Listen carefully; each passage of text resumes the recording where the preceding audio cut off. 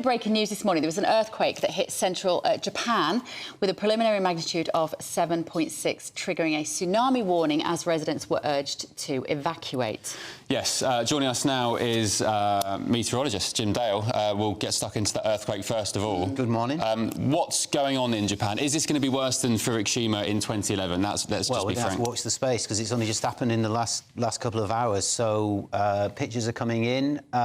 Look, they're on the Asian plate for this kind of event. So it's not. I'm going to put this in the right way for Japanese people. It's not a massive shock surprise. These things happen from time to time. Just to be clear, the footage we're seeing there, that's actually the next story. That's about a weather destroying a wind turbine. That wasn't Japan. We'll try and bring you the pictures of Japan. This has only just happened this morning. Yeah, so this is a low impact, when I say low in terms of depth of earthquake, which tends to be more catastrophic. But as I say, these things have a knack of, and as you will find out on this programme today, of coming out in, in other words, it takes time for the casualties, for the damage to come to fruition, to see what's actually gone on. But 7.6 is right up there. And so this quake, Jim, which has happened offshore. Yeah, just about, apparently, yes. And so what we're now hearing is that obviously the impact and the vibrations of that can then cause the tsunami to build.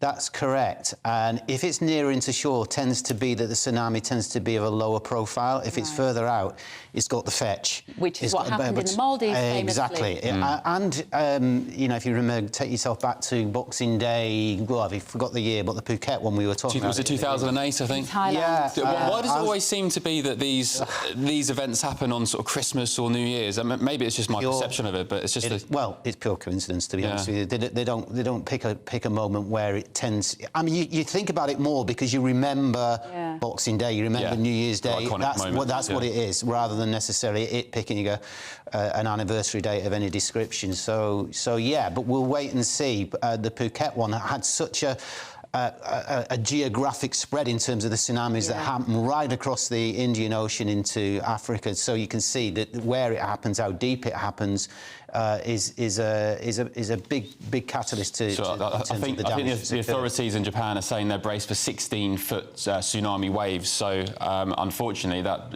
inevitably will mean a loss of life.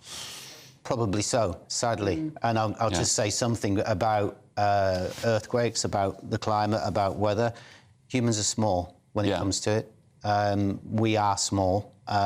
Mother Nature is far bigger, far grander, and can be far more destructive, as we're seeing now. Talking of which, Jim, this is the video that we've just played you, if you're listening on the radio. This is a wind turbine that was torn apart by Storm Gerrit. The gales hit 85 miles an hour. It's an airship in Scotland. Now, Jim, we're told that wind turbines are the solution to our energy crisis. How is it possible that they can be blown off their propellers? By the wind. Yeah. Maybe it wasn't engineered in the way it should have been, constructed in the way it should have been. I can't say in every single case, but I do know across the Christmas period and leading up to New Year that wind energy actually was the top for the UK, topping 40–50% of energy requirements in the UK, which is a massive positive, and I want to be positive on this day, step in the right direction in terms of renewables and the direction of travel for green. Yeah, you're going to get incidents like that. They will happen. Really? Well, yeah, How often? They will. You're being quite blasé about that. I don't really want wind turbines spinning off. Equally, in terms of, say, an oil ship, a tanker, it's in the rocks and spilling all its oil. Those kind of things with the mechanisms that are involved will happen from time to time. And it isn't that you then go back to the start, ban everything and all. So, Jim, you don't do that. Sticking with the climate, I'm not sure what's correct these days. Is it global warming, climate change, or global boiling now?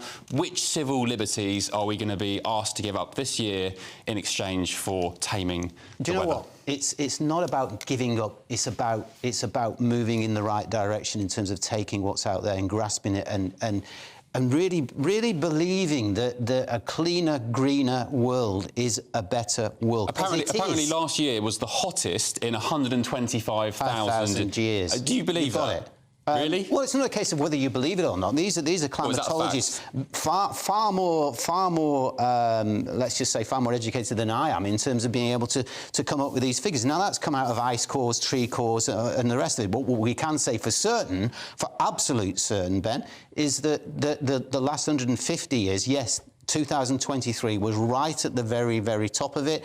And all the things that you've seen in terms of, when I say climate catastrophes, not weather catastrophes, there is a difference, stem from that. Can I just read you a few predictions from yesteryear? So in 2004, Mark Townsend and Paul Harris quoted a Pentagon report in The Guardian by saying European cities will be plunged beneath rising seas in Britain and it will be plunged into a Siberian climate by 2020. And in 2000, David Viner, not sure if you know him, was a senior research scientist, he said within a few years, snowfall in the UK will become a very rare and exciting event. Children just aren't going to know what snow is. So when we have these headlines saying last year was the hottest in 125,000 years, how do you expect people to believe it?